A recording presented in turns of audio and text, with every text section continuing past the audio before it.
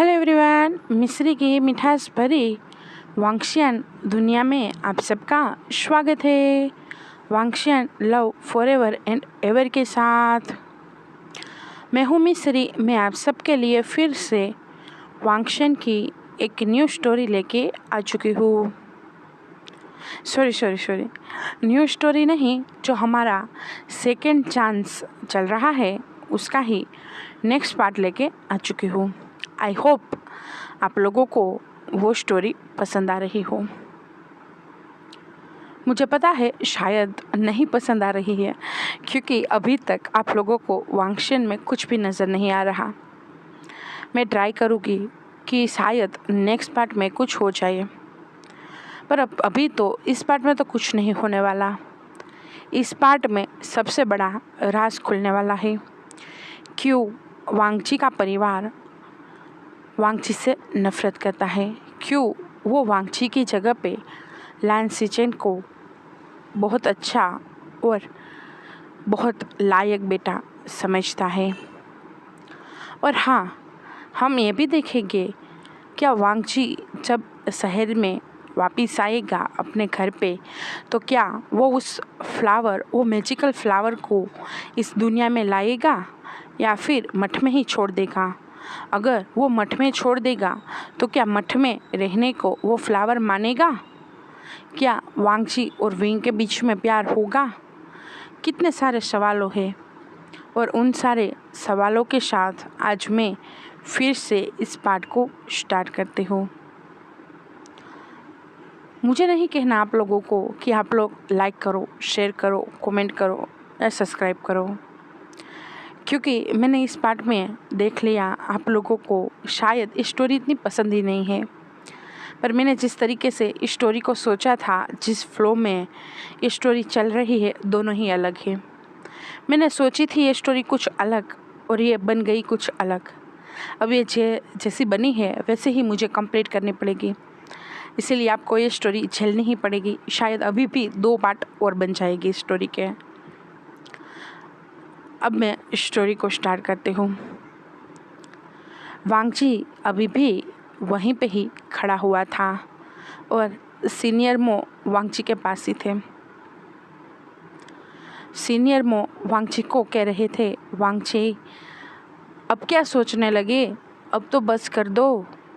वांगची कुछ नहीं बोल रहा था। वांगची की आंखें बस विंग पे ही थमी हुई थी।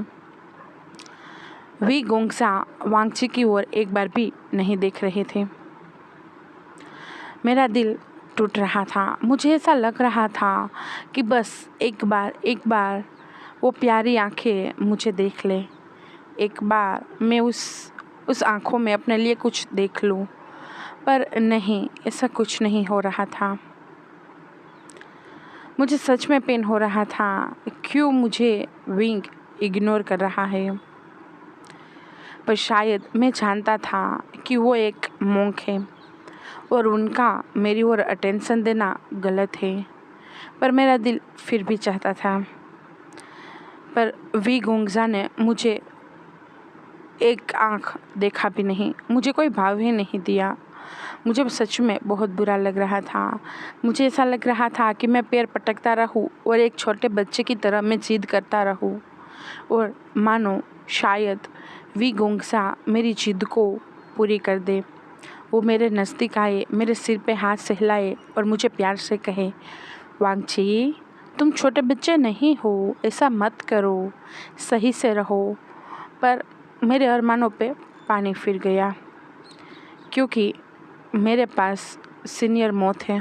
मुझे कभी कभार सीनियर मो बहुत पसंद आते हैं, क्योंकि वो एक चेयरफ्री इंसान है। वो हर बार मेरी बातों को सुन लेते हैं और मेरे साथ मस्ती करने लगते हैं। मुझे ऐसा लगता है कि सीनियर मो है तो मुझे किसी और की ज़रूरत नहीं है। वही मेरे लिए सबसे अच्छा बेस्ट फ्रेंड है। सीनियर मो 50 साल से भी ज़्यादा के थे। मैंने आज सीनियर मो से कहा, क्या आपने कभी भी किसी से प्यार किया। सीनियर मो हंस के मुस्कुराए और उन्होंने कहा, हाँ, आज तुमको मेरा प्यार याद आ गया, मतलब तुम्हें मेरी स्टोरी जाननी है? मैंने उनकी ओर सिर हिलाया और कहा, हाँ, आप बता सकते हो? क्या आपका कोई प्यार था? क्या आपकी कोई ओमेगा थी? या फिर आपका कोई परिवार है? सीनियर मो ने कहा, प्यार, परिवार, ओमेगा, सब है, सब था, पर मैं किसी के लिए नहीं था। मुझे नहीं पता था कि मेरी ज़िंदगी ऐसी हो जाएगी। मैं भी तुम्हारी एज में था तब ओमेगा के पीछे पागल होता था, ओमेगाओं का अटेंशन पाने को मरता था। ऐसा नहीं कि मैं अफोर्ड नहीं करता था ओमेगाओं को, मैं कर सकता था, मैं जाने माने घर का बेटा था। पर जब पैसे और सत्ता की जब बारी आती है ना, तो उसमें कब कौन रोंद जाए पता नहीं चलता। वैसा ही मेरे साथ हुआ। मेरा एक ब्रदर और एक सिस्टर थे, दोनों ही मुझसे बड़े थे। उन दोनों को सत्ता की लालच थी, मुझे नहीं थी। मुझे तो बस आज को ही एंजॉय करने में मैं लगा रहता था। मेरे पास एक प्यारी सी ओमेगा भी थी। मुझे लगता था वो मुझ पे अपनी जान लुटाती है। उससे मेरा एक बेटा भी था। हम दोनों की शादी होने वाली थी। हाँ, समझोगे तुम कि मैं थोड़ा सा नालायक किस्म का इंसान होगा जो शादी से पहले ही बच्चा कर लिया, पर हाँ, मेरा बच्चा था। बहुत टाइम के बाद मुझे पता चला, शायद वो बच्चा 5-6 साल का हो गया, उसके बाद मुझे पता चला कि वो बच्चा तो मेरा था ही नहीं, वो बच्चा तो मेरे बड़े ब्रदर का था। वो ओमेगा मेरी थी ही नहीं, वो ओमेगा मेरे बड़े ब्रदर की थी। वो तो सिर्फ मुझे छलने आई थी, सिर्फ मुझे बेवकूफ़ बनाने। उसने मेरे साथ अच्छे से रहा, मैं उसके साथ अच्छे से रहता था। उससे मिलने के बाद मैंने कभी भी किसी अदर ओमेगा को नहीं देखा था। और उसने क्या किया, उसने मुझसे छल से सारी प्रॉपर्टी पे साइन करवा ली। मेरा हिस्सा था 50% का, मेरे ब्रदर का 25 और मेरी सिस्टर का 25। ऐसा इसलिए था क्योंकि सारी प्रॉपर्टी मेरी माँ की थी और मैं मेरे माँ का बहुत चाहता था।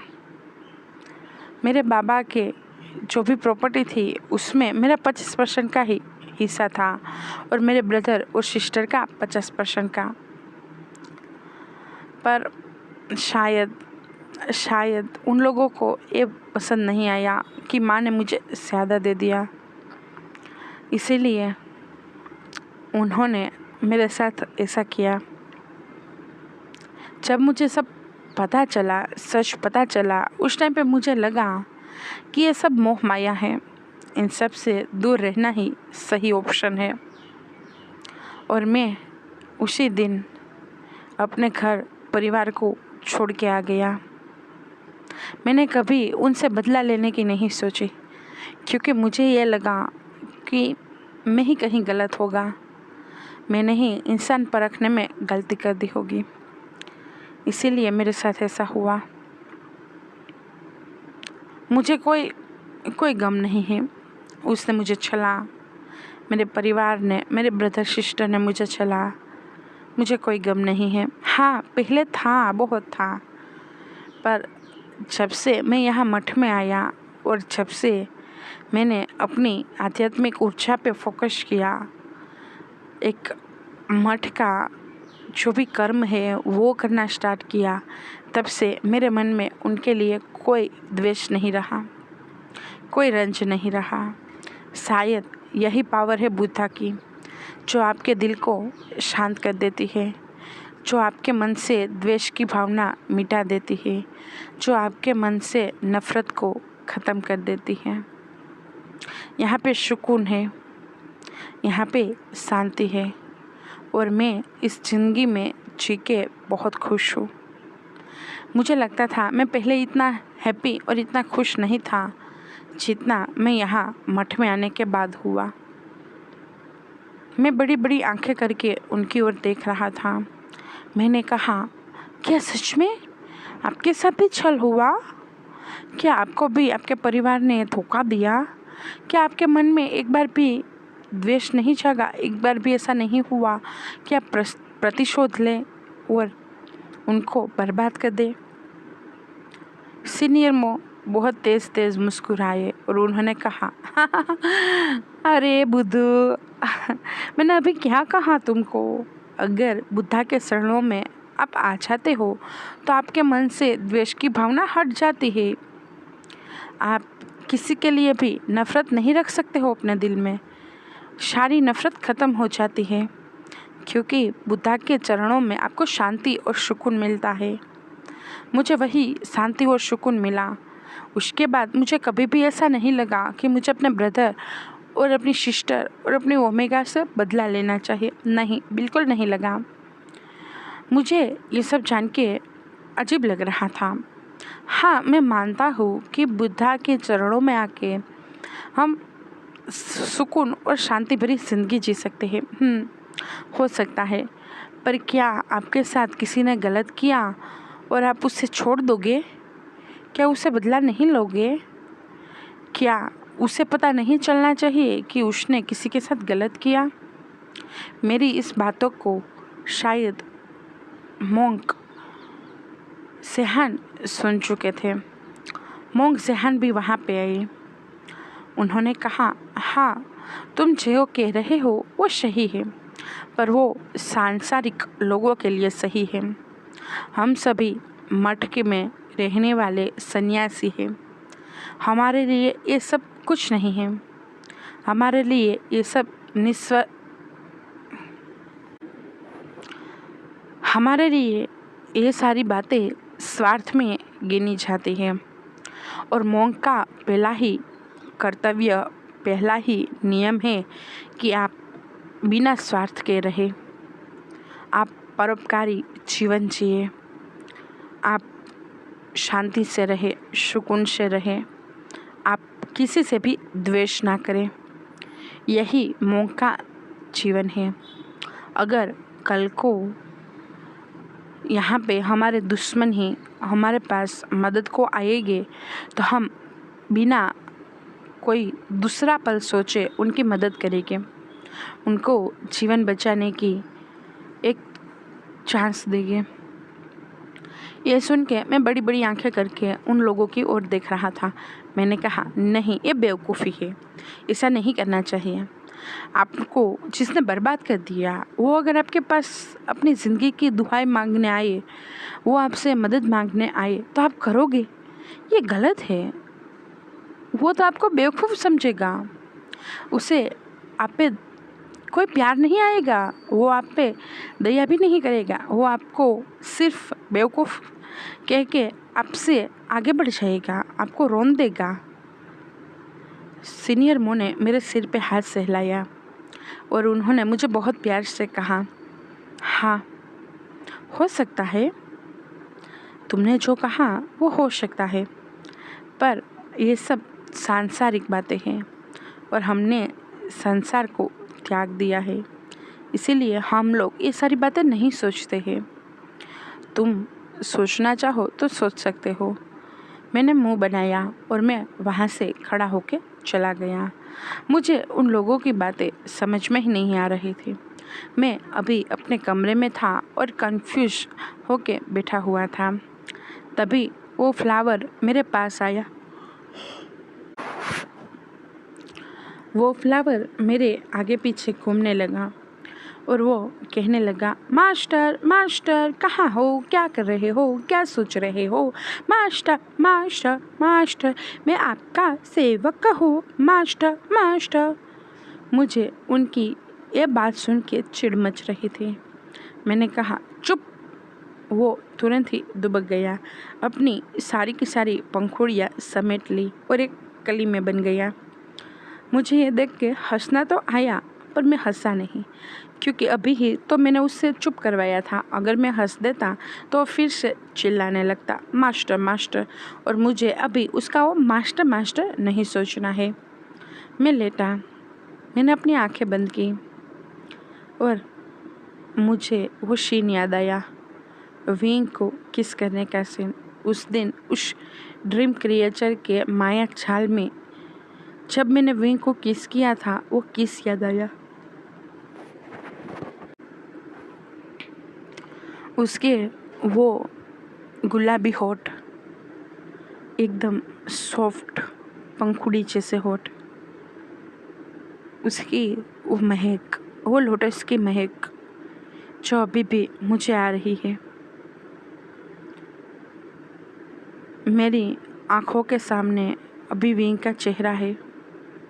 विंग की वो आँखें, वो आंसुओं से भरी आँखें, वो नोज़ जो लाल हो चुका था, वो गाल जो ब्लड से लाल हो चुके थे, उसकी आँखों में आंसू थे, पेन था और एक ऐसा दर्द जिस दर्द को बयां ना किया जाए। मैं तुरंत खड़ा हो गया। मुझे याद आया वी गुंगसा का पेन। मैं भागा, मैं बाहर भागा। मैं वी गुंगसा के पास जाना चाहता था।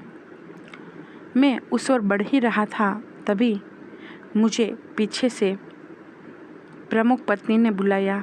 उन्होंने कहा, वांगची। मैं रुक गया। मैं पीछे मुड़ के देखा और मैंने मुस्कुरा के प्रमुख पत्नी को कहा, कहिए लेडी शू, क्या कहना था आपको? लेडी शू ने कहा, कहाँ जा रहे हो? वी गुंगसा के पास। मेरे कदम लड़खड़ा गए। मैं अजीब सी मुस्कुराहट में आ गया। मैंने उनको कहा, नहीं, मैं वहाँ नहीं जा रहा। मैं क्यों वहाँ पे जाऊँ? मेरा उनसे कौन सा लेना देना है? प्रमुख पत्नी ने मेरी ओर देखा और मुस्कुराए। उन्होंने कहा, ठीक है, वहाँ नहीं जाना तो मेरे साथ चलो, मुझे आज तुमसे कुछ बातें करनी है। मैंने कहा, ठीक है, चलो, और मैं उनके साथ चला गया। हाँ, मुझे वी गुंगसा के पास जाना है। प्लीज़ मुझे जाने दो लेडी शू, मुझे वी गुंगसा के पास जाने दो। पर नहीं, वो थोड़ी ना मेरी मन की बात सुनते हैं, सिर्फ सीनियर मोहित तो सुनते हैं। और छोड़ो, मैं कल चला जाऊँगा उनके पास। और मैं लेडी शू के पीछे पीछे जाने लगा। दूसरा दिन हो गया। हर दिन की तरह आज भी मेरी नज़रें वी गुंगसा पे आके रुक गई थी। हर दिन मैं उस मधुर सी ध्वनि पे उठता हूँ। हर रात को मेरे कमरे में कोई फ्रूट्स होते हैं और वो फ्रूट खाने के बाद मैं सुबह जल्दी उठ जाता हूँ। कभी कभार मुझे ऐसा लगता है मानो कि वो फ्रूट नहीं पर अलार्म क्लॉक हो और वो मुझे जगा देती हो। मुझे नहीं पता ये सच में कोई जादुई दुनिया है क्या, या फिर मैं किसी नोवेल में आके रुक गया हूँ, या फिर किसी राइटर का मैं एक क्रिएशन हूँ, या फिर सिर्फ एक कैरेक्टर हूँ। मुझे कुछ नहीं पता, पर मुझे सिर्फ इतना पता है कि मैं जो भी हूँ रियल हूँ। मुझे मैं बहुत कुछ सोचता रहता हूँ। कभी कभार तो मैं ही थक जाता हूँ, पर मैं क्या कर सकता हूँ। आज भी वी गुंगसा वही वाइट हार्मफू में थे। उनके हाथ में किताब थी। वो बैठ के कोई पाठ का अध्ययन करवा रहे थे। उनके बाल हवा में लहरा रहे थे। मुझे यही समझ में नहीं आया, वो लड़का है, वो ओमेगा है, फिर भी उसके इतने लंबे बाल, उसकी कमर तक के बाल। कभी कभार मुझे लगता है कि उसके यही बाल मुझे उसकी ओर खींचते हैं, मानो उसके बाल मुझे पकड़ रहे हो और मुझे उसमें समाने को कह रहे हो। मैंने कई ओमेगाओं को देखा, लड़की ओमेगाओं को, लड़के ओमेगाओं को, पर किसी के भी इतने लंबे बाल नहीं हैं। इसके तो बहुत घने बाल हैं, बहुत लंबे काले रेशमी बाल जो हवा में लहराते रहते हैं। यहाँ की ठंडी हवा मानो उस बालों के साथ म्यूजिक बजा रही हो वैसा लगता है। उसकी खूबसूरती को चांद यही बाल लगाते हैं। और आज तो मैंने गलती से थोड़ी सी जोर से ही कह दिया, वी गोंगसा, आपके ये लंबे बाल बहुत खूबसूरत है, बहुत दिल को धड़का देते हैं, मानो ये हवा के साथ म्यूजिक बजा रहे हो वैसा लगता है। आपकी खूबसूरती में चांद चांद लगा देते हैं। ये सुन के वहाँ पे जितने भी लोग थे सब चुप हो गए। वी गोंगसा मेरी ओर शॉक्ड होके देख रहे थे। मुझे तो लग रहा था मैं मन में बोल रहा था, तो इन सभी का ऐसा रिएक्शन। मैंने कुछ नहीं कहा। नहीं, मैंने कुछ नहीं कहा। वी गोंगसा ने मुझे खड़ा किया और उन्होंने मुझे कहा, तुम अभी के अभी लाइब्रेरी में जाने वाले हो और वहाँ पे हमारे नियमों को 50 बार लिखोगे। मैं शॉक्ड हो गया। मैंने उन्हें कहा, मैं क्यों? मैंने कुछ नहीं किया वी गोंगसा, मैंने कुछ नहीं किया। वी गोंगसा ने मुझे कुछ नहीं कहा, सिर्फ इतना कहा, तुम जा रहे हो। उनकी वो ठंडी आवाज़ मेरे दिल को धड़का रही थी। मैंने कहा, पर नहीं, मेरा मुंह बिगड़ गया था। मुझे अभी तो वी गोंगसा को देखना मन भी नहीं भरा था और मुझे जाना होगा। मैंने उनको कहा, नहीं नहीं, मेरा मन नहीं भरा, मुझे अभी नहीं जाना। उन्होंने मुझे कहा, मन नहीं भरा मतलब किससे तुम्हें मन भरना है? मैंने सोचा, मैंने क्या कह दिया? ओ शिट, मैंने गलती से कुछ ज़्यादा ही बोल दिया। मैंने अपने सिर पे चपेट मारी और मैंने कहा, नहीं नहीं, कुछ नहीं, मैं चलता हूँ, मैं नियम लिखता हूँ। और मैं वहाँ से मुंह बनाते हुए चला गया। पीछे पूरा क्लास था जो मुझे जाते हुए देख रहा था और बाद में वी गोंगसा को देखा। सभी ऐसा लग रहा था कि वी गोंगसा के बालों को देखने में खो गए हो वैसा हो। वी गोंगसा ने आवाज़ की, सही से क्लास पे ध्यान दो। सभी स्टूडेंट चुपचाप क्लास पे ध्यान देने लगे थे। वी गोंगसा के कान लाल हो चुके थे। शायद उनको अच्छा लगा, पता नहीं। मैं अभी नियम लिखने पे बैठा हुआ था, बारी बारी नियम लिख रहा था और मुंह बना रहा था। मैं थक गया, मेरे हाथों में दर्द हो गया। मैंने 30 बार नियम लिख लिया। अब तो मुझे जाने दो, मुझे बख्श दो। मैं अपने घर पे अपनी पढ़ाई भी इतनी नहीं करता जितना तुम लोग मुझसे नियम लिखवाते हो। क्या तुम लोग थकते नहीं हो? हर दिन मुझे एक ही सज़ा देते रहते हो, नियम लिखो, नियम लिखो, नियम लिखो। अब तो ये सारे नियम मुझे कंठस्थ हो गए हैं। अब तो मुझे नींद में भी ये नियम दिखने लगे हैं। कोई मुझे बचा लो प्लीज़ भगवान। ए बोधा, कहाँ हो तुम? ए बोधा, कहाँ हो तुम? प्लीज़ मुझे बचा लो, बचा लो। बोधा, कितने दिनों से तुमने मुझसे बात नहीं की, ऐसा नहीं चल सकता बोधा। तभी ही एक आवाज़ हुई। वहाँ पे पास में बहुत बड़ी एक बोधा की मूर्ति थी।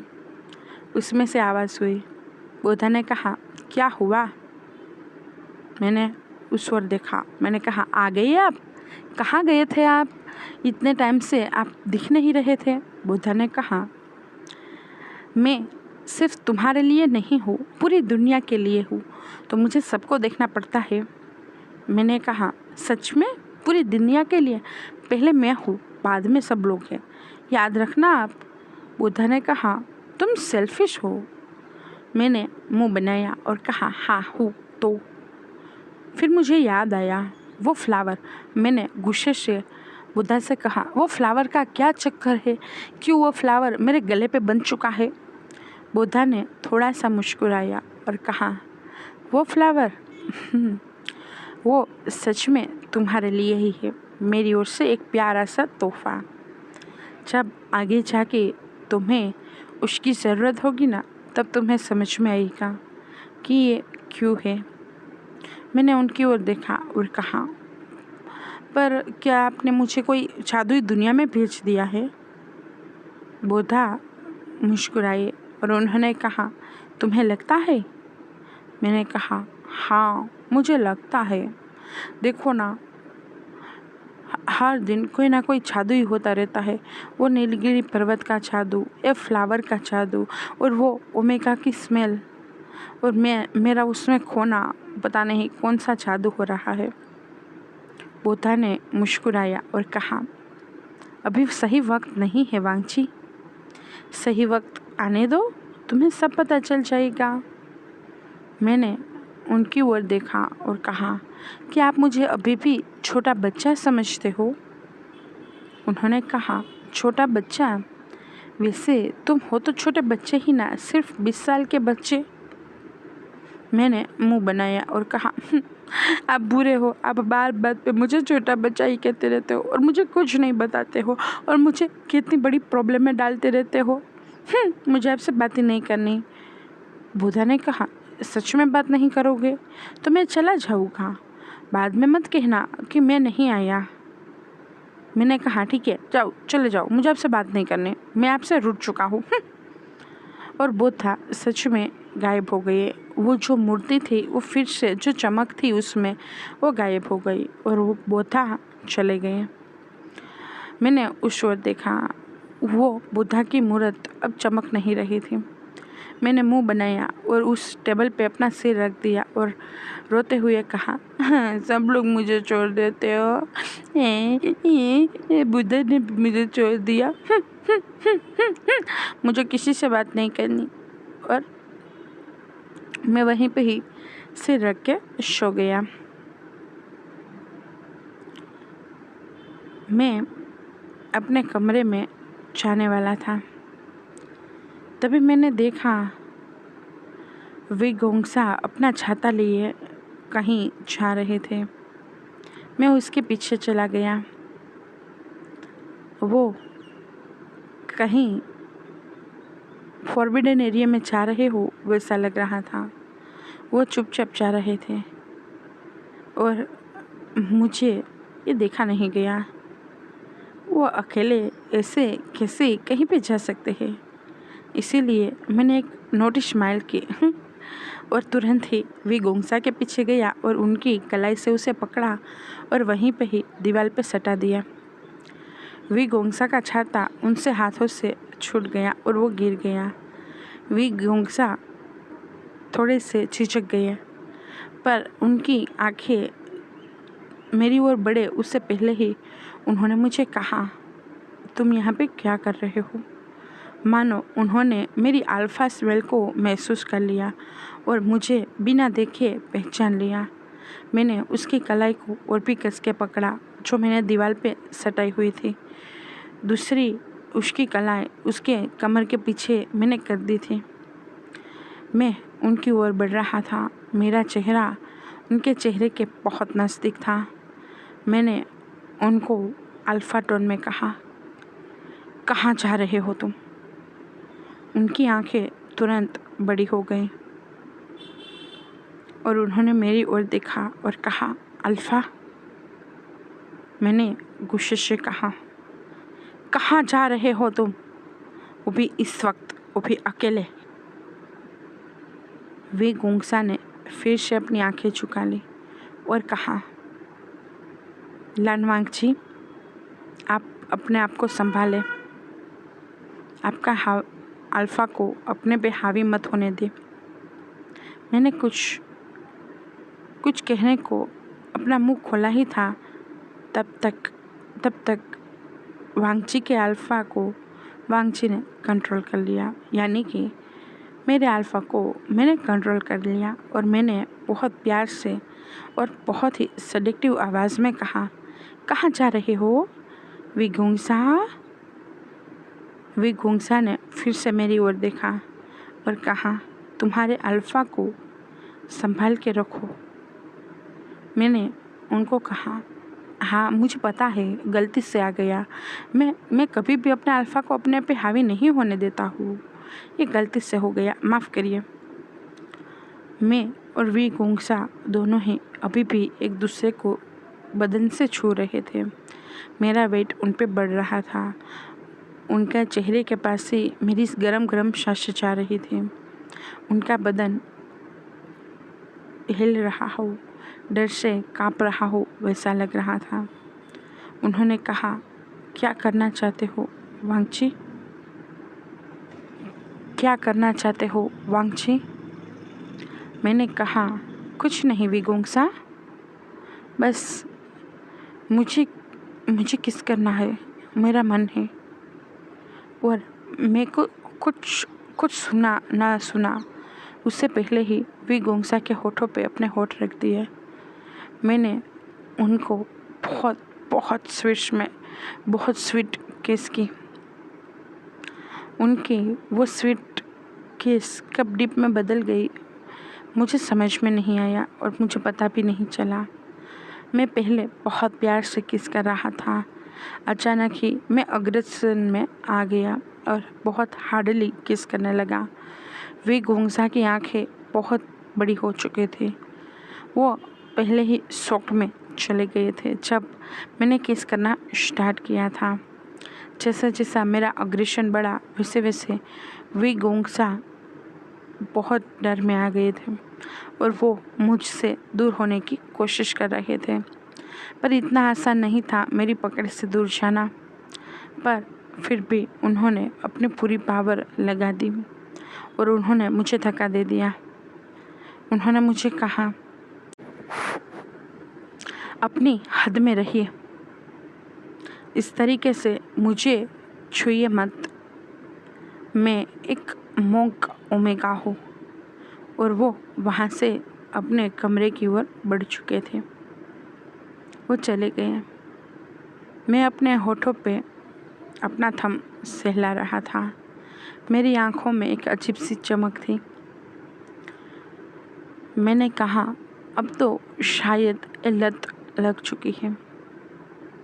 अब तो शायद वी गुंगसा को एक बार पाना चाहिए। मुझे नहीं पता मेरे पे कौन सा भूत सवार हो गया, पर मुझे ऐसा लग रहा था कि मुझे वी गुंगसा को पाना चाहिए। तभी मैंने किसी की आवाज़ सुनी, वांगची। मैंने पीछे मुड़ के देखा तो वहाँ पे सेहान थे, मोंक सेहान।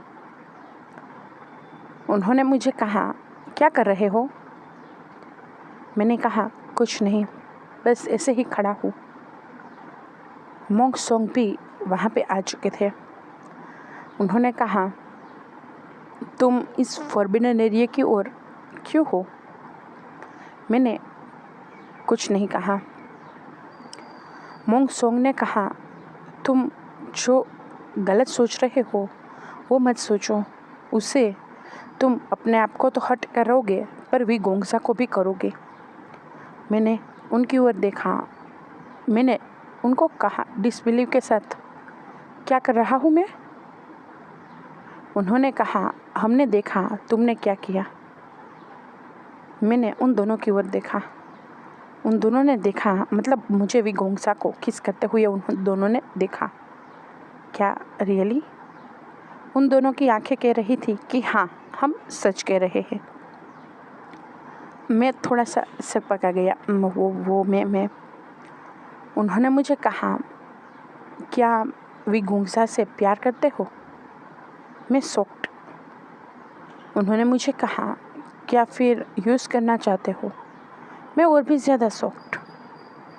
उन्होंने कहा, क्या सिर्फ टाइम पास करना चाहते हो?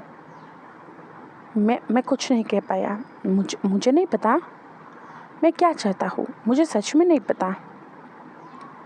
मोंक सेहान और मोंक सोंग दोनों ही मेरे नज़दीक आए। उन दोनों ने कहा, तुम जिस तरीके से इस वक्त मोंक विंग के साथ थे और तुम्हारी आंखें जिस लालच से वी गुंगसा को जाते हुए देख रही थी वो हमने देखा। तुम गलत करना चाहते हो वी गुंगसा के साथ। मैं सच में शॉक्ड था। मैंने कहा, नहीं, मैं कुछ नहीं। मुझे आगे बोलने ही नहीं दिया गया। मुझे मोंक सोंग ने रोका और कहा, एक बार बता सकते हो? मैंने कहा, कौन सी बात? उन्होंने कहा, क्या विगुंसा से प्यार करते हो? सच सच अपने दिल से पूछ के कहो। मैंने बस ऐसे ही कह दिया, नहीं, बिल्कुल नहीं। मैं क्यों विगुंसा से प्यार करने लगा? वो मेरे टाइप के है ही नहीं। वो मुझसे कहीं कितने बड़े हुए। और आपको क्या लगता है कि मैं इतने बड़ी ओमेगा को प्यार करूँगा? नहीं, बिल्कुल नहीं। मुझे नहीं पता था, मुझे सच में नहीं पता था ये सारी बात विगुंसा सुन लेंगे। वो तो यहाँ से चले गए थे ना, तो फिर से क्यों? उन्होंने मेरी ओर देखा और बिना कुछ कहे वहाँ से चले गए। मैंने उनकी स्मेल ली। मैं इधर उधर देखने लगा। वी पर वहाँ पे कोई नहीं था। मोंक सोंग ने और मोंक सेहान ने कहा, अगर तुम उनसे प्यार नहीं करते, अगर तुम्हें उनका फ़ायदा नहीं उठाना, तो अभी लाश के कुछ ही दिन बचे हैं, 2-3 दिन। बस उनसे दूरी बना के रखो। ना ही उनको कोई होप दो, ना ही तुम अपने आप को कोई होप दो। पर मुझे उन लोगों की बात सुननी ही नहीं थी, या फिर सच कहूँ तो मुझे समझ में ही नहीं आ रहा था, क्योंकि मुझे अभी भी विगुंसा की ओमेगा स्मेल महसूस हो रही थी। उनकी वो डर से जो स्मेल थी वो महसूस हो रही थी। वो पेन में थे। मुझे ऐसा लग रहा था। मैंने इधर उधर खोजना स्टार्ट कर दिया।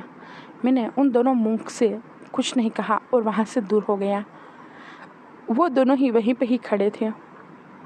वो दोनों एक दूसरे को देख रहे थे। उन्होंने मुझे कहा, क्या कर रहे हो? मैंने कुछ नहीं जवाब दिया और मैं विगुंसा को खोजने लगा। मेरे दिल को सुकून तब मिला जब मैंने विगुंसा को उसके कमरे में देखा।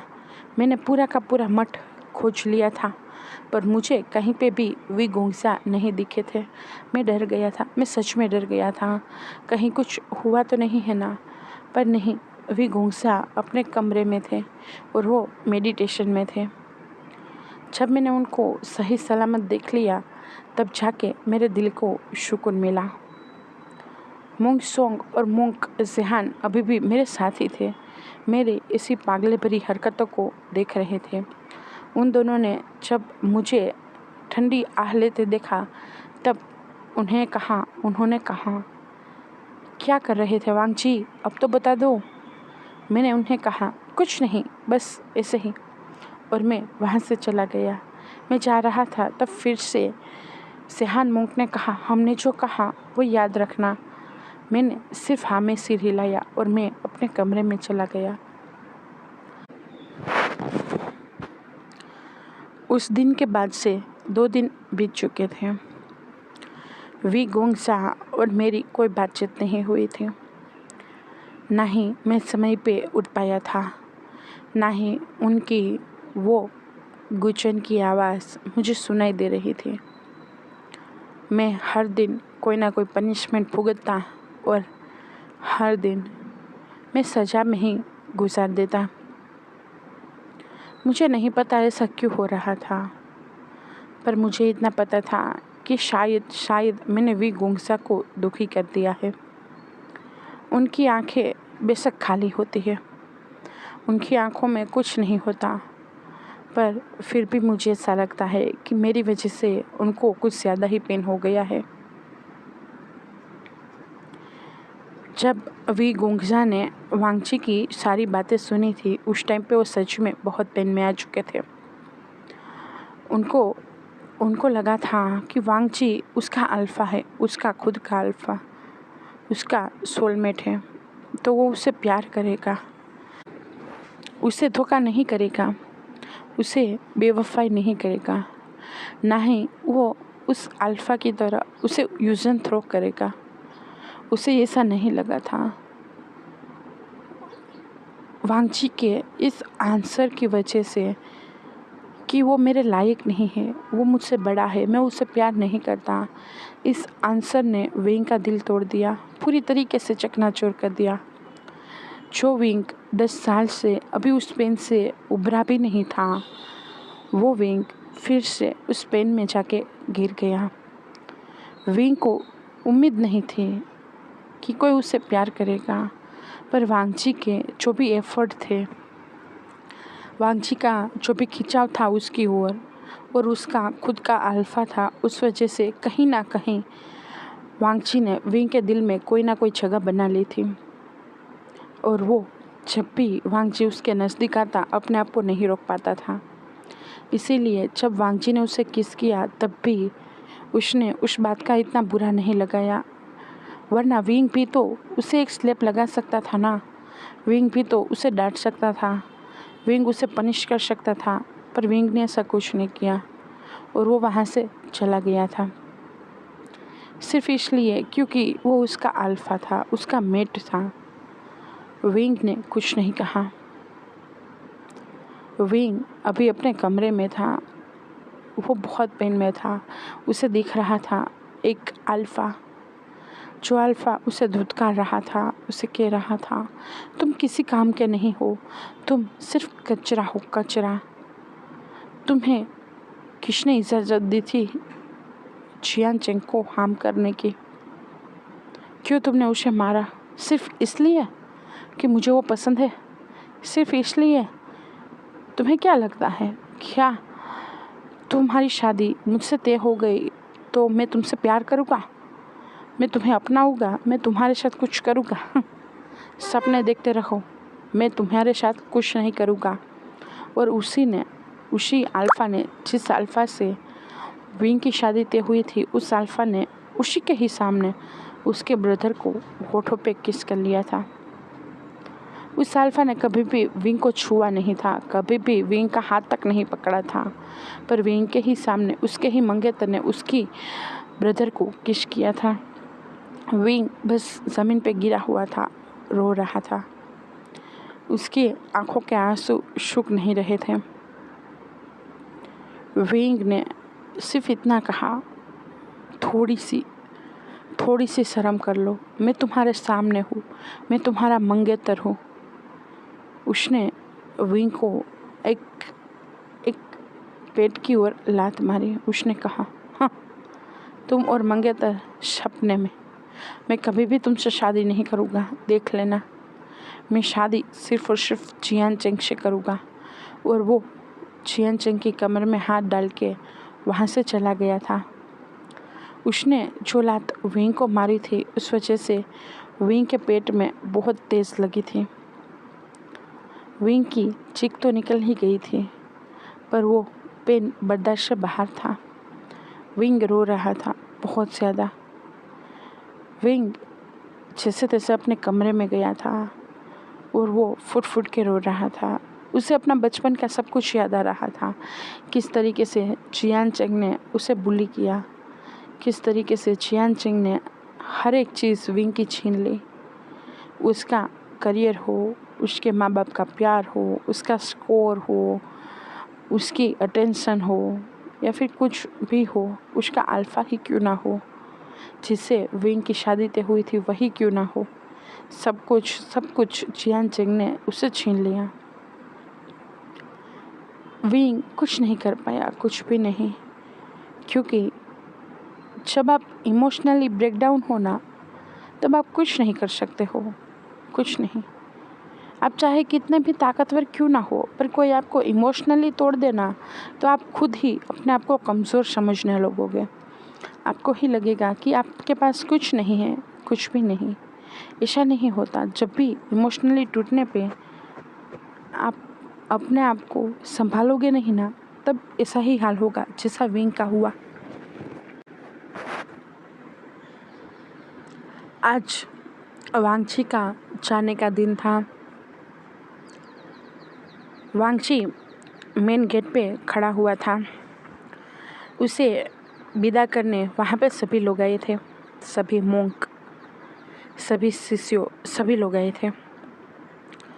वांगची फिर से अपने वही पुराने अंदाज में आ चुका था। उसके शोल्डर पे एक बैग थी। उसने बहुत बहुत फैंसी सा टी शर्ट पहना था। बाल हवा में झूल रहे हो वैसा थे, जेल लगाए हुए ऊपर की ओर किए हुए थे। हाथ में करोड़ों की वॉच थी और एक बैग अपने शोल्डर पे तो दूसरा बैग अपने हाथ में था। उसके पैंट भी फटा हुआ था। वो दिख तो किसी मॉडल से कम नहीं लग रहा था, पर जिस जगह पे वो खड़ा था उस जगह पे वो एक कार्टून लग रहा था। वहाँ पे जितने भी मोंक थे, जितने भी शिष्य थे, सभी साध्वी के अंदाज में थे। तो ये एक अजीब सा नमूना लग रहा था वांगची ने पीछे मुड़ के देखा। उसे उम्मीद थी वीगोंगसा को देखने की, पर वीगोंगसा नहीं आए थे। वांगची ने सभी शिष्यों को बाय कहा और अपने सभी गुरुदेव की ओर 90 डिग्री बो डाउन किया और कहा, मैं चलता हूँ, बाय। सभी मुस्कुरा रहे थे वांगची की ऐसी हरकत पे। उसने साध्वी लेडी शू के पास जाके उनको बहुत ही रिस्पेक्ट, जो एक बेटा अपने माँ को रिस्पेक्ट देता है, उस रिस्पेक्ट से कहा, मुझे आपके पास एक माँ जैसी फीलिंग आई। एक ममता से भरा आंचल आपने मुझे खोल के दिया हो वैसा लगा। मुझे बहुत अच्छा लगा। अगर मुझे दोबारा चांस मिला तो मैं आपके पास वापस ज़रूर आना चाहूँगा, आपका बेटा बनके। साध्वी सू मुस्कुराए। उसकी आंखों में नमी थी और उन्होंने प्यार से उसके सिर पे हाथ से हिलाया और उन्होंने एक ही बार कहा, मेरा भी एक बेटा था। शायद इस वक्त वो जिंदा होता तो तुम्हारी एज का ही होता, तुम्हारे जितना ही शरारती होता। ये सुन के मुझे समझ में आया कि वो भी पेन में है, उनको भी कोई दुख था। वो भी ऐसे ही साध्वी नहीं बने, उनका भी एक संसार था। मैंने मुस्कुराया और उनका जो हाथ मेरे सिर पे था, मैंने उस हाथ को अपने गाल पे रखवाया और बहुत प्यार से कहा, मैं हूँ आपका बेटा, मैं ही आपका बेटा हूँ, आप आइंदा से रोना मत। और मैंने बहुत प्यार से उनके आंसू को पोंछा। वो बहुत इमोशनल थी, बहुत। उसके हस्बैंड यानी कि प्रमुख शू ने उनके शोल्डर से उनको थामा और उनको संभाला। मैं मोंक जेहान और मोंक सोंग के पास गया। मैंने उन दोनों को 90 डिग्री बो किया और कहा, आप दोनों बहुत अच्छे हो, बहुत। भविष्य में मैं चाहूँगा कि मैं आप दोनों की तरह स्ट्रॉन्ग बन के रहूँ। मैं आपकी कही हर बात को ध्यान में रखूँगा। उन दोनों ने एक प्यारी सी मुस्कान दी। मैं मोंक रूइन के पास गया, उनको भी एक रिस्पेक्ट दी, एक बड़ी दी वाली रिस्पेक्ट। और मैंने उनको कहा, आप प्लीज़ मोंक विंग का ख्याल रखना। मुझे नहीं पता मैंने उनको ऐसा क्यों कहा, पर मैंने उनसे कहा। उन्होंने मुस्कुराते हुए कहा, चिंता मत करो वांगची, वो यहाँ पे ठीक है, उसे कुछ नहीं होगा। मैं उनसे ज़्यादा और कुछ नहीं कह पाया। मैं सीनियर मो के पास गया, उनको मैंने गले लगा लिया। मैंने उनसे कहा, आप जैसा दोस्त मिलना मेरी खुशकिस्मती थी। आप वर्ल्ड के बेस्ट बेस्ट बेस्ट दोस्त हो। मैं आपके पास फिर से आऊँगा, आपके साथ बहुत सारी बातें करूँगा और मैं एक नई चीज़ भी लाऊँगा आपके लिए। वो मुस्कुराए। उन्होंने मेरे सिर पे हाथ रखा और कहा, तुम मेरे बेटे के उम्र के हो और तुम चाहते हो कि मैं तुम्हारा दोस्त बन जाऊँ। उन्होंने मेरी बात पे मुस्कुराया था। मैंने कहा, हाँ क्यों नहीं, क्यों आप मेरे दोस्त नहीं बन सकते हो। हम दोनों की वाइफ देखो कैसे मिलती है एक दूसरे से, एकदम चेंजी टाइप की। और मेरी हवा में हाथ ऐसे ऐसे करने की वजह से सब लोग हंसने लगे थे। मैं मतलब जैसे रॉक स्टार कैसे कहते हैं, वैसी मैंने स्टाइल की थी उस वजह से। मेरी आंखें अभी भी विगुंसा को खोज रही थी। प्रमुख सु मेरे शोल्डर पे हाथ रखा और मुझे कहा, किसे खोज रहे हो? मैंने कहा, कुछ नहीं, बस ऐसे ही। फिर मुझे याद आया मैं कुछ भूल गया। मैंने कहा प्रमुख सु से, मैं कुछ भूल गया, क्या मैं जा सकता हूँ? वो सब जानते थे मैं कुछ नहीं भूला हूँ, पर मुझे विगुंसा के पास जाना है। मैं गया। मैं विगुंसा के कमरे में गया, पर विगुंसा वहाँ पे थे ही नहीं। मैं भागा, मैं इधर उधर विगुंसा को खोजने लगा। तभी मुझे याद आया, क्या पता वो मेरे कमरे में हो। मैं वहाँ पे गया। विगुंसा सच में मेरे कमरे में थे। मैंने विगुंसा को देखा, भाग के पीछे से उनको गले लगा लिया। वो शॉक्ड हो गए थे। उनकी चोरी पकड़ी गई हो वैसे उनकी हालत थी। मैंने अभी भी उनको पीछे से गले लगाए हुए था। मैंने कहा, विगुंसा क्यों नहीं आए आप? क्या आप नहीं चाहते हो एक बार भी मुझे विदा करना? क्या आप अभी भी मुझसे गुस्सा हो? मुझे पता है मैंने उस दिन जो किस किया वो गलत था, पर मैं अपने आप को नहीं रोक पाया। मुझे माफ़ करो। विगुंसा ने कुछ नहीं कहा।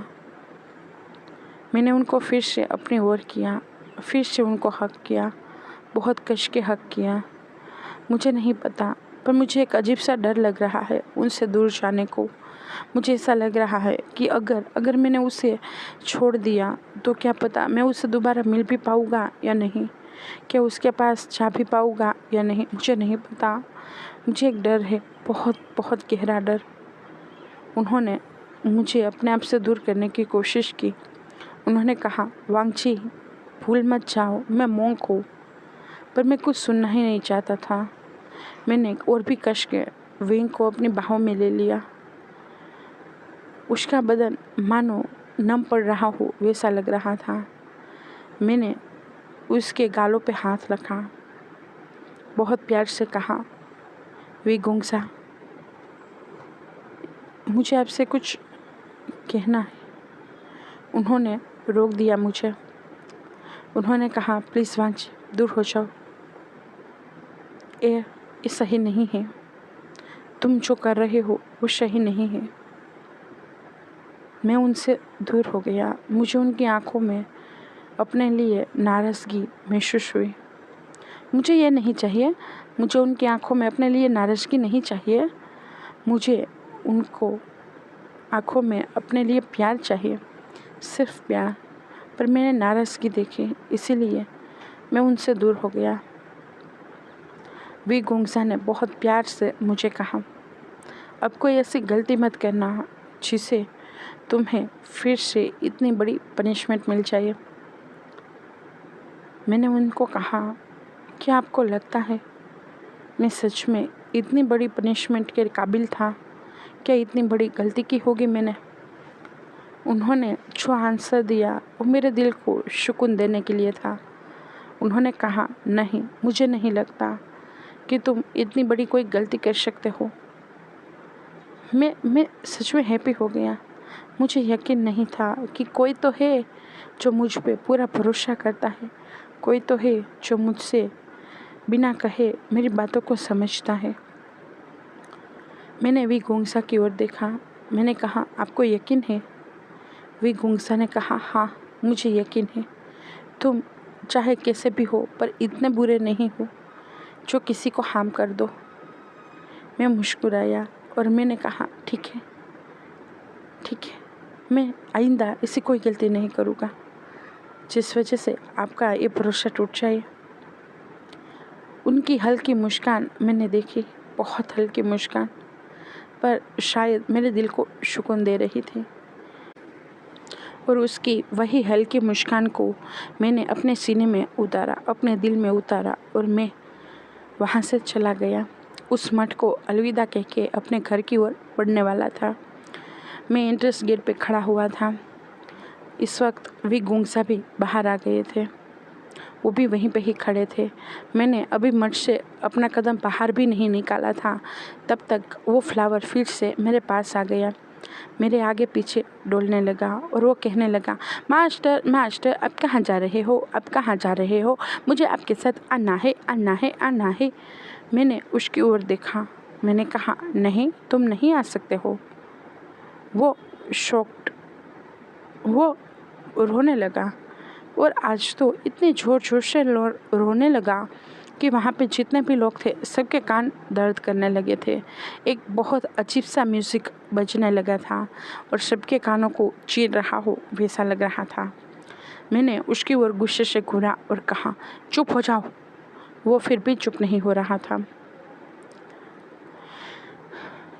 प्रमुख शू ने मुझे रोकते हुए कहा, वांगची, उसके साथ इस तरीके से बर्ताव मत करो। वो इससे बहुत हर्ट होता है और भी ज़्यादा पागलपन करता है। मैंने उसे अपने हाथ में लिया और बहुत प्यार से कहा, तुम मेरे साथ आना चाहते हो? वो तुरंत चुप और मेरी ओर टमटमाती हुई नज़रों से देख रहा हो वैसे वो देखने लगा। मैंने उसे कहा, मैं तुम्हें नहीं ले जा सकता हूँ। तुम जानते हो बाहर की दुनिया तुम्हारे लिए नहीं है। वहाँ बहुत थे खतरे हैं। अगर किसी को भी पता चल गया कि तुम क्या हो, तुम्हारे पास पावर क्या है, तो शायद तुम दूसरे पल मुझे देखने के लिए भी नहीं बचोगे। प्रमुख शू ने भी उस फ्लावर को समझाते हुए कहा, वांगजी जो कह रहा है वो सही है। तुम बाहर की दुनिया के लिए नहीं हो। वहाँ पे बहुत सारे खतरे हैं। अगर तुम किसी की नज़र में आ गए तो बहुत बुरा हो जाएगा। पर वो फ्लावर मानने को तैयार ही नहीं था। मैंने उस फ्लावर से कहा, ठीक है, तुम जानते हो वहाँ पे खतरा है, फिर भी तुम्हें मेरे साथ आना है। उसने हाँ में सिर हिलाया और कहा, हाँ मास्टर, हाँ, मुझे आना है, आपके साथ आना है। मैंने उससे कहा, नहीं, तुम क्या चाहते हो मैं तुमसे अपने सारे रिश्ते तोड़ दूँ? उसने मना कर दिया। उसने कहा, नहीं मास्टर, आप ऐसा नहीं कर सकते हो। उसकी आवाज़ में रुआशी आवाज़ थी। मैंने उसे कहा, तो मेरी बात को समझो, सुनो और रुको यहाँ पे। एक काम करो, तुम वी गोंगसा के पास चले जाओ। वो तुम्हारा मुझसे भी ज़्यादा टेक केयर कर सकते हैं और मुझे जहाँ तक पता है तुम वी गोंगसा के साथ बहुत सारा टाइम स्पेंड करते हो। तुम मेरे अलावा उनको भी अपना मास्टर मानते हो ना? वो फ्लावर कुछ नहीं बोल पाया क्योंकि वो फ्लावर वी गोंगसा को इसीलिए अच्छे से मास्टर मानने लगा था क्योंकि वह जानता था वांगची और विंग दोनों ही सोल बाउंडेड है, दोनों ही एक दूसरे के मेट है। तो वांगची ही अकेला उसका मास्टर नहीं है, विंग भी उसका मास्टर है। इसीलिए वो विंग के साथ भी रहता था। विंग सामने आया। उसने कहा, वांगची, पर वी गोंगसा, प्लीज़ आप तो समझो। ये फ्लावर नहीं समझ रहा, पर आप तो समझो। प्रमुख शू ने भी कहा, वांगजी सही कह रहा है, तुम हाँ बोल दो। प्रमुख पत्नी ने विंग के हाथ को थामा और कहा, तुम जानते हो वो तुम्हें मास्टर क्यों समझता है। हाँ बोल दो। बाहर तुम्हारे अल्फ़ा के लिए एक खतरनाक है। अगर किसी दिन किसी बुरे इंसान को पता चल गया कि तुम्हारे अल्फ़ा के पास क्या है, तो क्या पता इस फ्लावर की वजह से वांगची पे कोई खतरा आ जाए। विंग डर गया। उसने प्रमुख पत्नी की ओर देखा और डरते हुए कहा, नहीं। प्रमुख पत्नी हल्का सा मुस्कुराई। वांगची के पास विंग गया और उस फ्लावर को अपने पास बुलाते हुए कहा, मेरे साथ आ जाओ। वो फ्लावर एक छोटे बच्चे की तरह मना कर रहा था और कह रहा था, नहीं, मुझे नहीं आना, मुझे मेरे मास्टर के पास ही रहना है, मुझे उनके साथ ही जाना है। मुझे पता है आप लोग मुझे उनके पास नहीं रखना चाहते हो, मुझसे उनको दूर कर रहे हो। मुझे नहीं जाना, मुझे उनके पास रहना है। उस फ्लावर की बात पे विंग ने उसके सिर पे हाथ सहलाया, मानो एक छोटे बच्चे को एक माँ के से हाथ सहला के प्यार से मनाती है वैसे मनाया और कहा, मेरी बातों को मानो, तुम जानते हो ना, मैं भी तो हूँ। मैं तुम्हें नहीं छोड़ूंगा, अपने पास ही रखूँगा, अपने साथ रखूँगा, एक छोटे बच्चे की तरह। रुक जाओ, तुम हमारे बच्चे हो ना। वो फ्लावर शायद शायद थोड़ा सा माना हो वैसा लगा। वांगची ने गुस्से से कहा, मान रहे हो या नहीं? वो फ्लावर डर गया और तुरंत ही विंग के सीने के पास जाके दुबक गया। विंग ने वांगची की ओर देखा और कहा, इस तरीके से इससे बात मत करो, ये डर जाएगा, एक छोटा बच्चे जैसा है। वांगची ने चिढ़ते हुए कहा, छोटा बच्चा? ये नालायक है, ये छोटा बच्चा नहीं है, पता नहीं ये कहाँ से मेरे पल्ले पड़ चुका है। विंग ने बहुत प्यार से उस फ्लावर पे हाथ से हिलाया और कहा, तुम्हारे मास्टर को जाने दो, उनकी एक अलग दुनिया है, हम यहाँ पे ही रहते हैं, हमारी ये दुनिया है। वो फ्लावर रो रहा हो वैसे रोते हुए विंग की ओर देखा और कहा, सच में वो हमारे पास वापस नहीं आएंगे? वो वही दुनिया में रह जाएंगे? वो किसी और को अपना लेंगे, किसी और से बच्चे करेंगे, हम दोनों को भूल जाएंगे क्या? वो बुरे हैं क्या? विंग ने उस फ्लावर की बात पे मुस्कुराया और बहुत प्यार से उसके सिर पे हाथ से हिलाते हुए कहा, नहीं नहीं, ऐसा कुछ नहीं है, पर वो इस दुनिया के लिए नहीं है, उसकी खुद की एक अलग दुनिया है, उसे जाने देना चाहिए, हमें उसे नहीं रोकना चाहिए। वो फ्लावर मान गया। उस फ्लावर ने वांगची की ओर देखा और कहा, मास्टर मास्टर मास्टर, मैं आपको जाने दूंगा, पर एक बार। वांगची ने अनोइंग होते हुए कहा, मतलब मैंने अनोइंग होते हुए कहा, क्या चाहते हो तुम? उसने कहा, मास्टर एक बार मुझे अपनी बाहों में ले लो ना, अपने फोरहेड के पास मुझे ले जाओ ना। मैंने कहा, ठीक है चलो, और उसको मैंने अपनी बाहों में, अपने हाथों में लिया, अपने पाम पे लिया और अपने फोरहेड के पास उस फ्लावर को ले गया।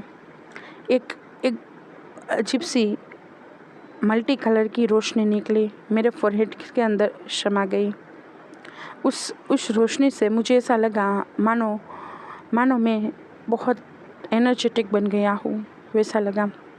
उस फ्लावर ने कहा, मास्टर अब आप जा सकते हो, क्योंकि मैंने आपको प्रोटेक्ट कर दिया है। अगर आपके साथ कभी भी कुछ भी होगा, मुझे बहुत पहले ही पता चल जाएगा और मैं आपके पास आ जाऊँगा। वांगची मुस्कुराया और उसने कहा, ठीक है, बाय, सही से रहना और अपने मास्टर विगुंगसा का ख्याल रखना। उसने कहा, ठीक है मास्टर, मैं आपकी बातों का ख्याल रखूँगा, मैं विगुंगसा का ख्याल रखूँगा, बाय बाय मास्टर। और उसके बाद मैं वहाँ से चला गया। उसके बाद का जो भी कुछ हुआ था, वांगची यहाँ पे आया, जो भी बवाल मचा, वो सब तो आप लोग जानते ही हो। दूसरा दिन हो गया था। सभी घर वाले डाइनिंग टेबल पे थे और खाना खा रहे थे। मुस्कुराते हुए, हंसते हुए, मस्ती करते हुए वो लोग खाना खा रहे थे। कहीं से ऐसा नहीं लग रहा था कि उस परिवार में कोई एक मेंबर है जो अभी तक नहीं आया है। मैं आया, मैंने अपने बाबा की ओर देखा और कहा, बाबा क्या मैं आपके साथ कंपनी आ सकता हूँ? लान कुरेन मुस्कुरा गया। उन्होंने कहा, हाँ हाँ, क्यों नहीं, तुम मेरे बेटे हो, आ सकते हो, मैंने कब मना किया। मैं आज से ही कंपनी पे आना स्टार्ट कर देता हूँ। मैंने देखा मेरे ब्रदर का चेहरा बदल चुका था, मेरी सावजी का भी। मुझे नहीं पता वो लोग क्या सोच रहे हैं, पर हाँ, मुझे इतना पता है कि उन लोगों को शायद मैं पसंद नहीं हूँ। हर दिन बीतने लगा, कुछ ना कुछ छोटा मोटा ही सही पर होने लगा। कभी मेरी बनाई हुई किसी फाइल में कोई प्रॉब्लम निकलती, तो कभी मेरे साथ जो भी कर्मचारी काम करते उसमें कोई प्रॉब्लम निकलती। कभी मैंने जो भी प्रोडक्ट बनाई हो उसमें कोई प्रॉब्लम निकलती, तो कभी मैं जो कर रहा हूँ वो लीक हो जाता, या फिर मैं किसी ओमेगा के साथ हूँ वैसा बाहर आ जाता। हर दिन मुझे मेरे बाबा की डांट सुनने को मिलती और हर दिन मेरा कंपेयर मेरे ब्रदर से होता। मुझे नहीं पता मेरी बेड किस्मत है या फिर कोई है जो मेरे खिलाफ कुछ कर रहा है, मुझे सच में नहीं पता।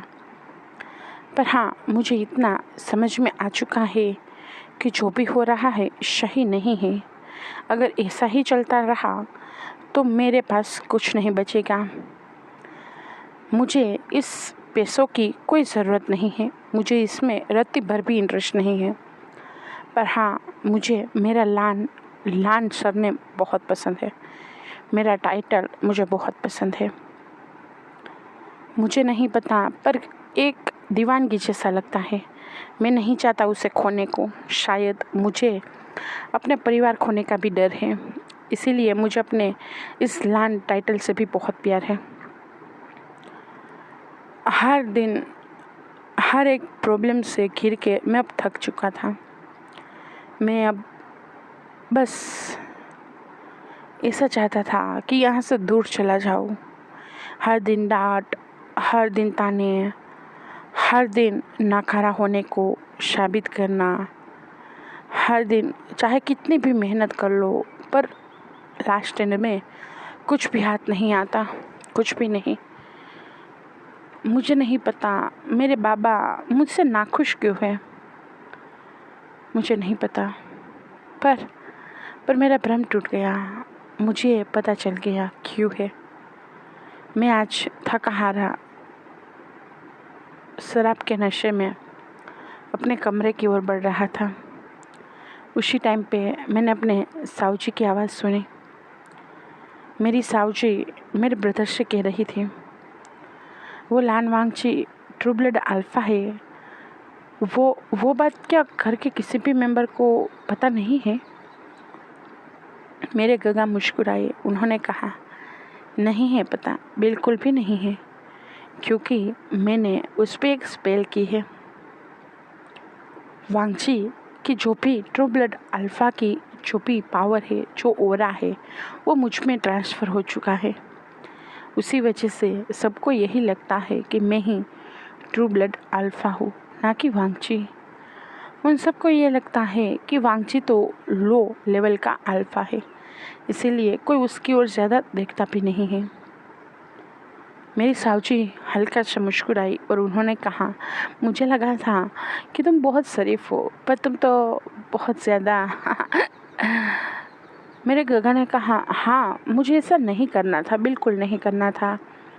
मैं पहले इस घर का एकलौता वारिस था, पलकों पे रहता था। मेरे माँ बाबा मुझसे बहुत प्यार करते थे, मैं भी उनसे बहुत प्यार करता हूँ, ऐसा नहीं कि नहीं करता हूँ, बहुत प्यार करता हूँ। मैं अल्फ़ा था, सबको पता था, पर मैं कौन सा अल्फ़ा था वो बाहर नहीं रिवील हुआ था। कुछ प्रॉब्लम था जिस वजह से ये रिवील नहीं हो रहा था, पर फिर भी मैं सबका चाहता था। पर जब मेरा ब्रदर पैदा हुआ उस टाइम पे जो भी रोशनी हुई उससे मैं डर गया। वो आभा बता रही थी कि मेरा ब्रदर ट्रू ब्लड अल्फ़ा है। उस दिन मेरे दादी ने मुझे कहा, लान सेचन, अगर ये ट्रू ब्लड अल्फ़ा है ये बात किसी को पता चल गई तो शायद तुम कमज़ोर दिखोगे, शायद तुम्हें सब लोग इग्नोर करने लगेंगे। उन्होंने तो ऐसे ही कहा था, मुझे नहीं पता उनका इंटेंशन क्या था, पर मुझे उनकी ये बात समझ में आ चुकी थी कि हाँ, लान वांगची के होते हुए मैं कभी भी आगे नहीं बढ़ पाऊँगा। और उसी दिन मैंने वांगची पे स्पेल कर दी थी। वो भी पैदा ही हुआ था, माँ बेहोश थी, बाबा घर पे थे नहीं, मैं और मेरी दादी ही थे। वो दादी मेरी आया थे, इसीलिए शायद उन्होंने ये सुझाव दे दिया और मैंने बाहर एक जादूगर के पास जाके एक स्पेल बनवाया। वो जादूगर बहुत शक्तिशाली था, वो ब्लैक पावर को यूज़ करता था, उसके पास बहुत सारी पावर थी, बहुत सारी। वो बहुत तंत्र मंत्र भी करता था और मैं उसके पास चला गया। मैं उससे 2-3 बार पहले भी मिला था, अनजाने में ही, पर मिला था। और मुझे उसका चेहरा याद रह गया था। मैं उसके पास गया, वो मुस्कुराया। उसने कहा, मुझे तुम्हारा ही इंतज़ार था। मुझे नहीं पता वो क्या कहना चाहता था या फिर क्या करना चाहता था, पर हाँ, वो मेरा इंतज़ार कर रहा था। मेरे बिना कहे उसने मुझे कुछ दिया, कुछ स्पेल दी और मुझे कहा कि मुझे अपने नवजात ब्रदर के पास जाके स्पेल पढ़नी है, किसी की नज़रों में आए बिना, चांद की रोशनी में, वो भी रात को 3 बजे के बाद। मैंने वही किया। मैं फिर से आया, रात को 3 बजे का इंतज़ार किया। हर कोई सो चुका था, मेरा ब्रदर भी सो चुका था। मैं उसे टेरेस पे ले गया, चांद की रोशनी जिस ओर पड़ रही थी वहाँ पे ले गया और मैंने उस पर स्पेल पढ़ना स्टार्ट कर दिया। मैंने पहले ही वहाँ पे तंत्र बना के रखा था और बाद में स्पेल पढ़ना स्टार्ट किया। जैसे जैसे वो चांद की रोशनी वांगजी पे पड़ रही थी और मुझ पे पड़ रही थी, वैसे वैसे वांगजी का वो अल्फ़ा का जो ओरा था, ट्रू ब्लड अल्फ़ा का ओरा, वो मुझ में समाने लगा था। मुझे नहीं पता था कि मैंने वांगजी की अल्फ़ा को कंट्रोल किया भी है या नहीं, या फिर उसकी पावर को अपनाया है या नहीं। मुझे कुछ नहीं पता था। मुझे सिर्फ इतना पता था कि मैं खुद स्ट्रॉन्ग बन रहा हूँ, वैसा लग रहा है।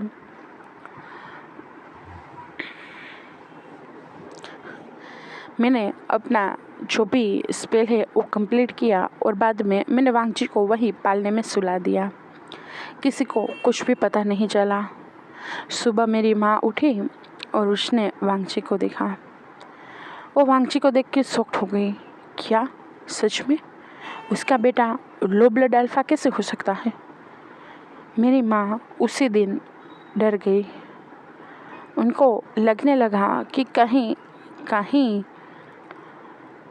बाबा को पता चल गया कि वांगजी लो ब्लड अल्फ़ा है तो वो उसे तर छोड़ देंगे, उसे कहीं अनाथ आश्रम में छोड़ देंगे।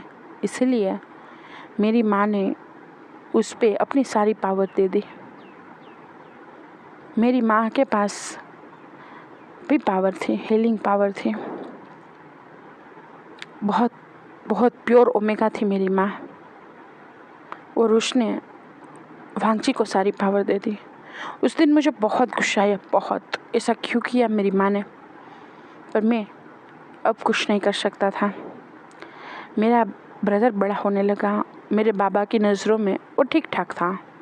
मतलब उनको यही लगता था कि जैसे लायंस सी चैन का अल्फ़ा कौन सा है वो पता नहीं चला, वैसे वांगजी का भी नहीं पता चला। उनको शुरुआत में ऐसा ही लगता था। 8-10 साल हो गए और मैंने फिर से एक स्पेल की। इस बार स्पेल मैंने अपनी माँ और अपने बाबा पे की थी। मैं समझ चुका था कि इसे मैं अपने ब्रदर को पीछे नहीं कर सकता हूँ। मेरी माँ मेरे ब्रदर से बहुत प्यार करती थी, बहुत बहुत पलकों पे बिठा के रखती थी। मुझे भी करती थी, पर उनको मेरे पास नेगेटिव वाइब आ रही थी। मुझे नहीं पता उनको कैसे पता चल गया कि मेरी ऊर्जा नेगेटिव ऊर्जा है, पर उनको आ रही थी। उन्होंने मुझे डांटा भी था कि मैं कोई गलत काम ना कर लूँ। मैं ट्रू ब्लड अल्फ़ा हूँ, अगर मैंने कुछ गलत कर दिया तो शायद पूरा परिवार तबाह हो जाएगा। मैंने मेरी माँ की बात को इग्नोर किया। मेरे बाबा को जिस दिन पता चला कि मैं ट्रू ब्लड अल्फ़ा हूँ, उस दिन वो बहुत हैप्पी हुए थे। उन्होंने पूरे के पूरे शहर में मिठाइयाँ बंटवाई थी और बहुत बड़ी पार्टी की थी। सब ने मेरा बहुत सम्मान किया था और मैं नहीं चाहता था कि ये सब कुछ मुझसे छीन जाए। ये प्यार, ये रिस्पेक्ट और ये सबका झुकना मेरी ओर, ये सब छीन जाए। इसीलिए मैंने एक रास्ता तय किया। मैंने सोचा क्यों ना मैं अपने माँ बाबा को ही स्पेल कर दूँ। उन पे ही एक स्पेल मतिभ्रम का करवा दूँ, जिसे जो भी कुछ मैं कहूँ वही मेरे माँ बाबा सच समझे और कुछ नहीं। मुझे यह करने में बहुत मेहनत लगी, बहुत। 2-3 साल और बीत चुके और तुम्हारा ब्रदर मेरी ज़िंदगी में आ गया। वो मुझे बिल्कुल पसंद नहीं था, कितना अजीब था वो, पर वो आ गया। तब तक वांगजी भी बाहर पढ़ने चला गया था, इसीलिए ये सारी चीज़ें थम चुकी थी। पर तुम्हारे ब्रदर को अपनी ज़िंदगी से हटाने के बाद मेरा ब्रदर आने वाला था, इसीलिए मुझे तो कुछ ना कुछ तो करना ही था, तो मैंने वो कर दिया। मैंने स्पेल कर दी।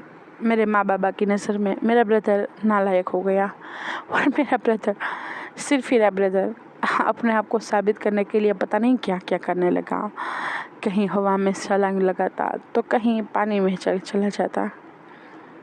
पता नहीं उसे क्या लगता था, इन सब करने से क्या माँ बाबा उसकी ओर देखेंगे? हाँ, बिल्कुल नहीं।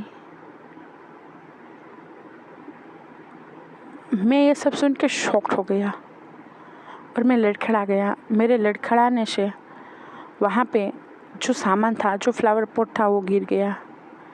मेरे ब्रदर सतेज हो गया। उसने बाहर आके देखा तो मैं गिरा हुआ था। मेरी आंखों में आंसू थे। मैंने ब्रदर की ओर देखा और कहा, ब्रदर, बाबा, अब पागल हो गई हो क्या? आपको इतनी क्या भूख थी? मेरे साथ जो किया वो किया, माँ बाबा के साथ भी। क्या उनकी खुद की कोई जिंदगी नहीं थी? आपको ऐसा नहीं करना चाहिए था।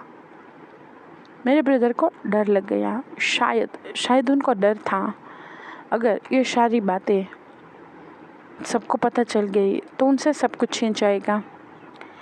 इसीलिए मेरे ब्रदर ने मेरे सिर पे बहुत तेज मारा।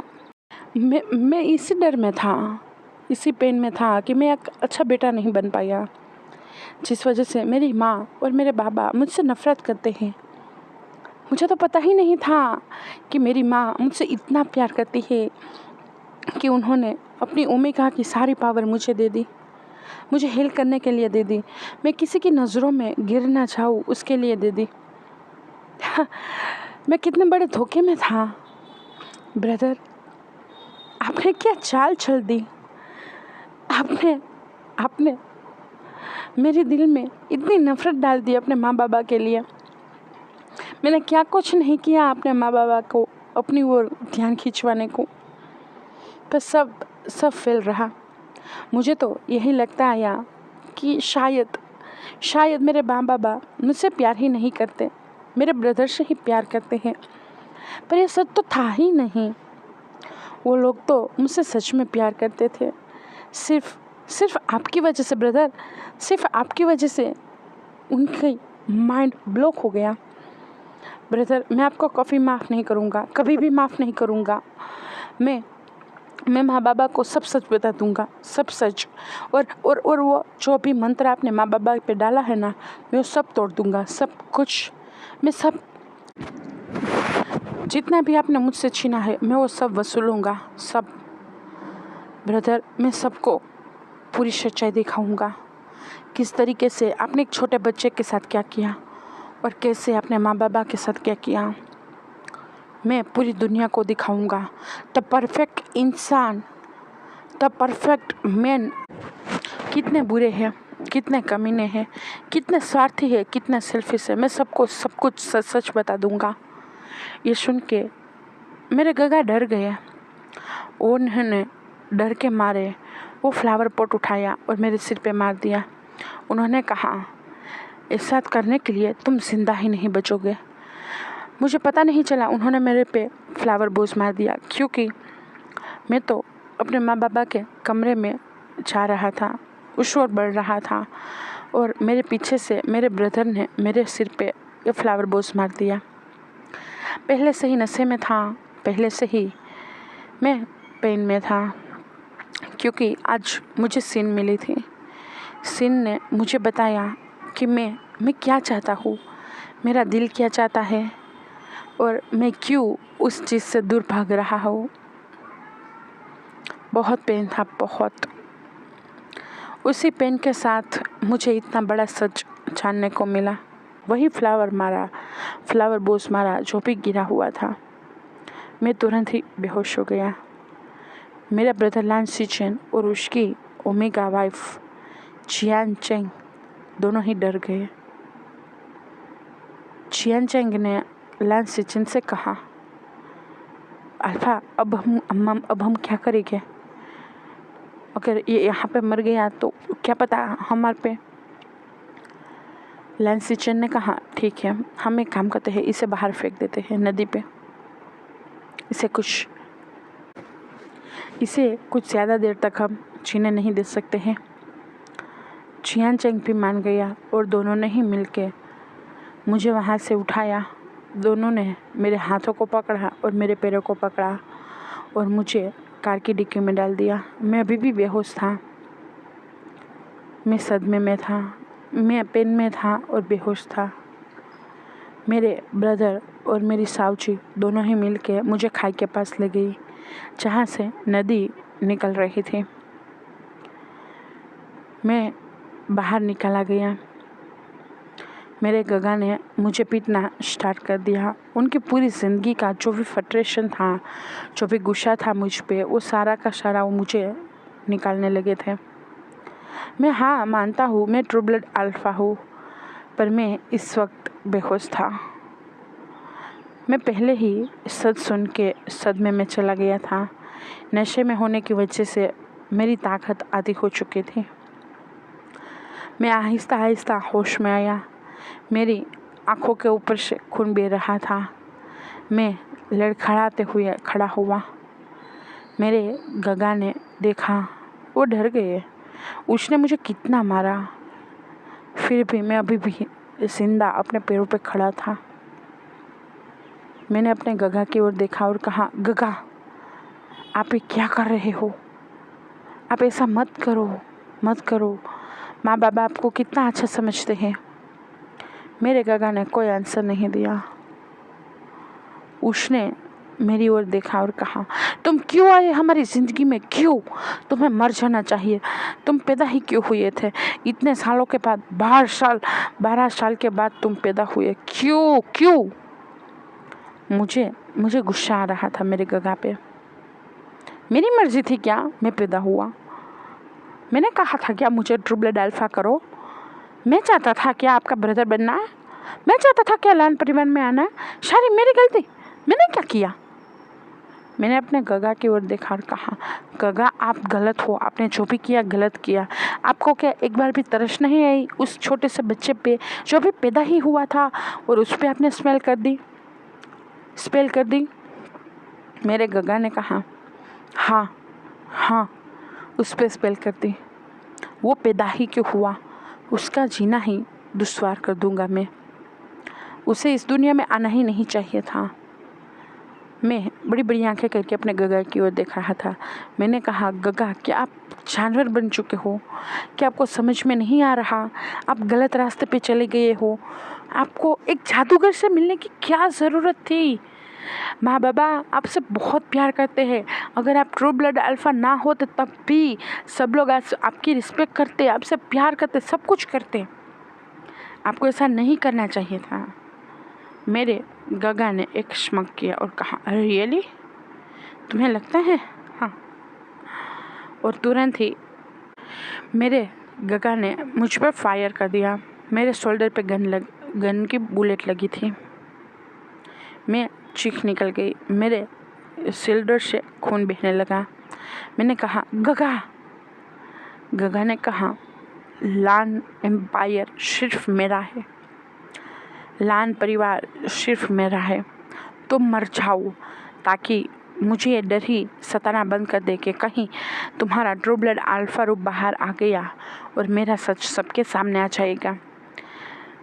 मुझे बहुत गहरी चोट लगी थी। मैं गिरने ही वाला था।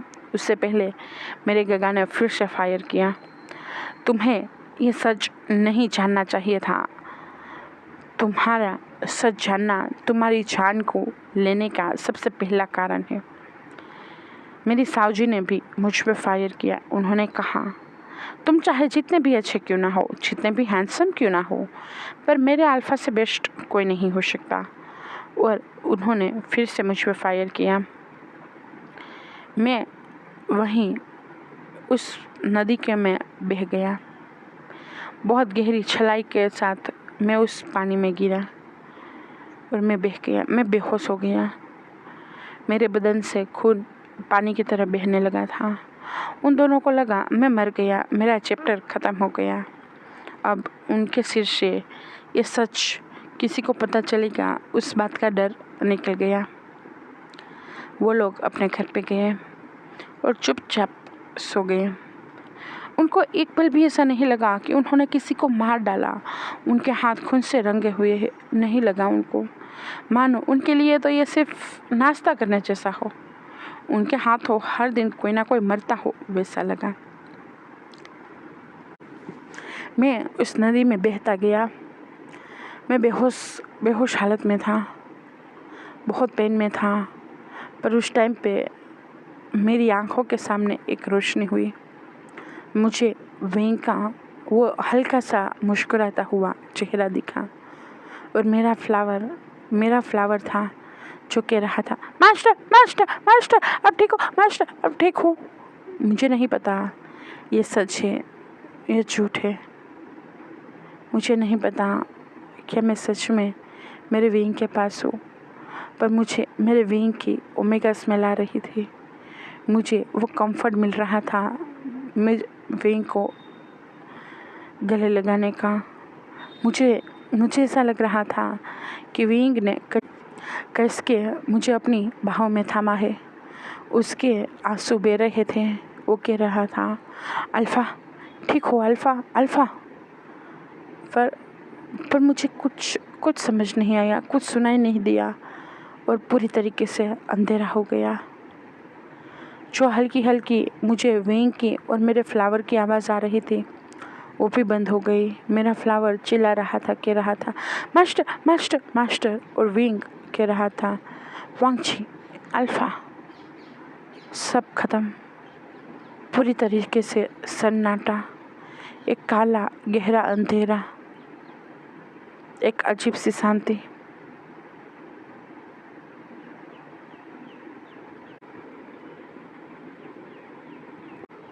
हेलो सब लोग, आप लोगों को ये पार्ट कैसा लगा बताना ज़रूर मुझे। और हाँ, नेक्स्ट पार्ट बहुत जल्द आ जाएगा। और आप लोगों का जो भी प्यार मिला उसके लिए बहुत थैंक यू। जिन जिन लोगों ने मुझे कमेंट करके मुझे सपोर्ट किया उसके लिए बहुत बहुत थैंक यू। और हाँ, बाय, नेक्स्ट पार्ट बहुत जल्द।